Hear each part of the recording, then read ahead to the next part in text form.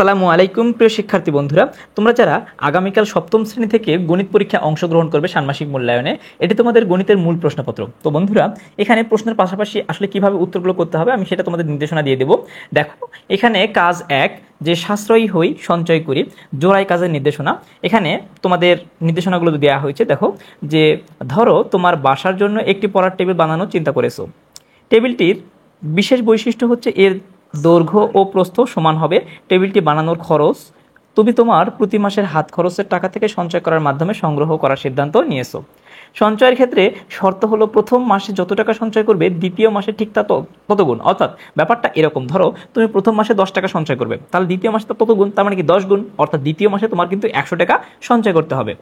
এরপরে দেখো যে পরবর্তী প্রত্যেক মাসের আগের মাসের সঞ্চয়ের সাথে প্রথম মাসের সঞ্চয়ের টাকা গুণ করে যত টাকা হয় সেই পরিমাণ টাকা সঞ্চয় করতে হবে। অর্থাৎ পরবর্তী প্রত্যেকটা মাসে কি করবে, আগের মাসের সঞ্চয় করে আগের মাসের সঞ্চয় যা আছে তার সাথে কি করতে হবে, প্রথম মাসের সঞ্চয়ের টাকা, প্রথম মাসের সঞ্চয় আমার কত ছিল 10 টাকা, সেই 10 টাকা কী করতে হবে, গুণ করতে হবে। মানে প্রত্যেকটা আগের মাসের সাথে 10 করে আমাদের গুণ করে দিয়ে কিন্তু আমাদের সঞ্চয়ের পরিমাণটা এখান থেকে বের করতে হবে।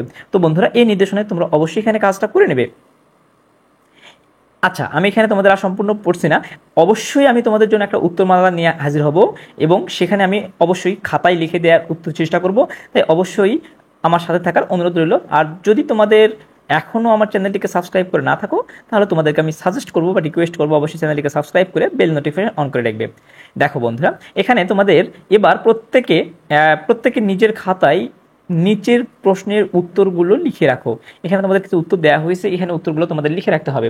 কাজ 2 পরিমাপে দক্ষতা বাড়াই। আসলে আমরা পরিমাপে কিভাবে দক্ষতা বাড়াতে পারি সেটা এখানে বলা হয়েছে। দেখো, দলগত কাজের নির্দেশনা, এখানে কাগজ কেটে একটি ত্রিমাত্রিক মডেল তৈরি করতে হবে যার দৈর্ঘ্য প্রস্থ ও উচ্চতা সমান হবে।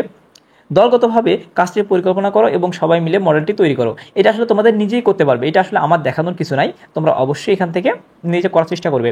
এরপর দেখো যে এবার প্রত্যেকে নিজের খাতায় নিচের প্রশ্নের উত্তরগুলো লিখে রাখো। তৈরিকৃত মডেলটি কী ধরনের জ্যামিতিক আকৃতি চিহ্নিত করো। অর্থাৎ তোমরা যে মডেলটা তৈরি করছো, এখানে তৈরি করার একটা নির্দেশনা দেওয়া হয়েছে। দেখো যে তৈরি করতে হবে যা দৈর্ঘ্য প্রস্থ উচ্চতা সমান, তার মানে কি দৈর্ঘ্য প্রস্থ এবং উচ্চতা তিনটাই যদি সমান হয় তাহলে সেটা আমরা কি বলতে পারি, ঘনক হবে, কিন্তু সবগুলোই সমান। এরপরে দেখো যে তৈরিকৃত মডেলটি, অর্থাৎ আমরা রুবিক্স কিউব বলতে পারি, যে আমরা সব দিকেই কিন্তু সমান থাকবে, অর্থাৎ 3 সাইডেই বা আমাদের প্রত্যেকটা সাইডেই, অর্থাৎ দৈর্ঘ্য প্রস্থ এবং উচ্চতা 3 দিকেই সমান থাকবে। এরপর দেখো তৈরিকৃত মডেলটির আয়তন এবং একটি তলের ক্ষেত্রফল নির্ণয় করতে হবে তোমাদের। কিভাবে নির্ণয় করবে সেটা অবশ্যই আমি আমার উত্তরপত্র দেওয়ার চেষ্টা করব। অবশ্যই আমার চ্যানেলকে সাবস্ক্রাইব করে বেল নোটিফিকেশন অন করে রাখবে। এরপর দেখো 3 নম্বর কাজে বলা হয়েছে যে তৈরিকৃত মডেলটির সম্পূর্ণ তলের ক্ষেত্রফল নির্ণয় করা সম্ভব কিনা, উত্তরের সপক্ষে যুক্তি দাও। এরপরে দেখো বন্ধুরা, তোমাদের কাজ 1 অর্থাৎ 4 নম্বরে কাজ 1 সাশ্রয়ী হই সঞ্চয় করি। অবশ্যই এখানে তোমাদের নির্দেশনা দেওয়া আছে, নির্দেশনা মোতাবেক কাজ করবে। আমি এখানে আসলে পড়ছি না, আমি অবশ্যই উত্তরপত্র নিয়ে আসার চেষ্টা করব খুব শীঘ্রই। তারপরে কাজ 1 সাশ্রয়ী হই সঞ্চয় করি, এখানে তোমাদের কাজটা কমপ্লিট করতে হবে। এবার দেখো তোমাদের কাজ 3 যে গাণিতিক সূত্র যাচাই করে দেখি। তোমাদের গাণিতিক সূত্র যাচাই করে দেখতে হবে। দেখো এর জন্য একক কাজ 1-এর নির্দেশনা দেওয়া হয়েছে। এখানে দলগত কাজের মাধ্যমে তৈরিকৃত মডেলটির একটি পৃষ্ঠের সমান কাগজ কেটে নাও। এবার নিচের সূত্রগুলো লটারির মাধ্যমে প্রাপ্ত যে কোনো একটি সূত্র বেছে নাও। অর্থাৎ এখানে কিন্তু কয়েকটা সূত্র দেওয়া আছে, দেখো মাত্র 4টা সূত্র এখানে দেওয়া আছে। a + b হোল স্কয়ার সূত্র দেওয়া আছে, a + b হোল স্কয়ার সূত্র দেওয়া আছে, এরপর হচ্ছে a² + b² সূত্র দেওয়া আছে, এরপর a² + b² + c² সূত্র দেওয়া আছে। এই সূত্রগুলো থেকে যে কোনো একটা তোমাদেরকে বেছে নিতে বলছে। অতঃপর উক্ত কাগজটিতে রং করে একটি মডেল তৈরি করার মাধ্যমে সূত্রটি প্রমাণ করো। অর্থাৎ সূত্রটা প্রমাণ করতে হবে কাগজের রং কেটে বা কাগজটাতে রং করে। তো বন্ধুরা, এই নির্দেশনা মোতাবেক তোমরা কিন্তু কাজগুলো অবশ্যই করবে। এরপরে দেখো তোমাদের আসলে কাজ 4-এ কি বলছে যে জ্যামিতিক আকৃতি বুঝিয়ে ও পরিমাপ করি।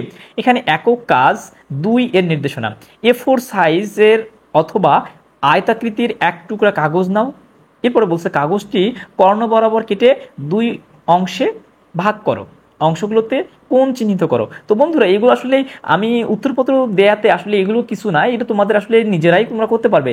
জাস্ট কিভাবে নির্দেশনা দেওয়া হচ্ছে আমি কিন্তু বলে দিচ্ছি। দেখো A4 সাইজের কাগজ লাগবে, এবার আয়তাকৃতির 1 টুকরা কাগজ নাও, অথবা A4 সাইজ অথবা আয়তাকৃতির। এখন দেখো যে কাগজটিকে কর্ণ বরাবর, তোমরা কর্ণ নিশ্চয়ই বোঝো যে কর্ণ হচ্ছে বিপরীত কোণগুলো অর্থাৎ বিপরীত কোণগুলো যদি আমরা যুক্ত করি, যুক্ত করলে যে রেখাটা আমরা পাই সেই রেখাটাকে বলে কর্ণ। আচ্ছা, এরপরে এভাবে তোমাদের চিহ্নিত করতে হবে। এবার দেখো যে কেটে নেওয়া অংশ দুইটি কোন ধরনের জ্যামিতিক আকৃতি নির্দেশ করে, আকৃতি দুইটির বৈশিষ্ট্য লিখো। এরপরে আকৃতি আসলে বৈশিষ্ট্য লিখতে হবে এখানে। এরপরে দেখো বলছে যে চাঁদার সাহায্যে যে কোনো একটি আকৃতির কোণগুলো পরিমাপ করে যোগফল নির্ণয় করো, যোগফলগুলো নির্ণয় করতে হবে। এরপর দেখো 3 নম্বরে বলছে 2 নং উল্লেখিত আকৃতিটির বাহুগুলো যে কোনো এককে পরিমাপ করো এবং বাহুগুলোর মানকে হর ও লব হিসেবে ব্যবহার করে যতগুলো সম্ভব প্রকৃত ভগ্নাংশ তৈরি করো। এরপরে দেখো বন্ধুরা 4 নম্বরে বলছে যে 3 প্রাপ্ত প্রত্যেকটি প্রকৃত ভগ্নাংশের 3টি করে গুণিতক নির্ণয় করো। এই কাজগুলো আমি অবশ্যই আমার উত্তরমালা দেওয়ার চেষ্টা করব, অবশ্যই তোমরা আমার সাথে থাকবে আশা করি। এরপর দেখো 5 নম্বরে বলছে যে 3 নংয়ে প্রাপ্ত প্রকৃত ভগ্নাংশগুলোকে সমহর বিশিষ্ট ভগ্নাংশে রূপান্তরের মাধ্যমে লসাগু নির্ণয় করো।